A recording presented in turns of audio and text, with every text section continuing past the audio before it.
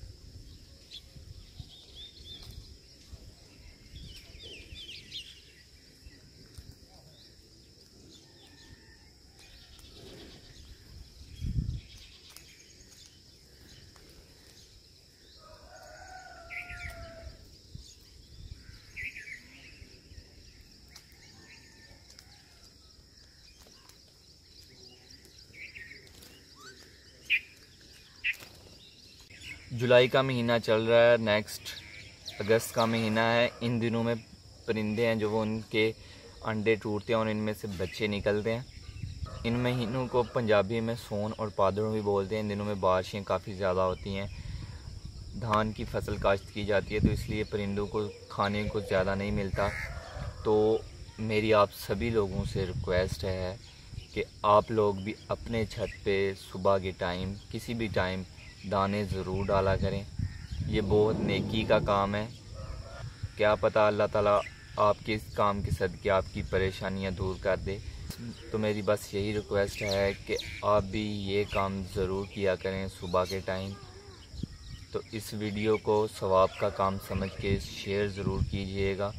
अगर वीडियो अच्छी लगे तो लाइक कीजिएगा। मुझे उम्मीद है कि आप लोग वीडियो को ज़रूर शेयर करेंगे, और जो लोग नए हैं मेरे चैनल पे वो सब्सक्राइब किए बगैर ना आ जाएं। इसी के साथ ज़ैनुल आबिदीन को दीजिए इजाज़त। अपना बहुत सारा ख्याल रखिएगा, दुआओं में याद रखिएगा। बहुत सारा प्यार। अल्लाह हाफिज़।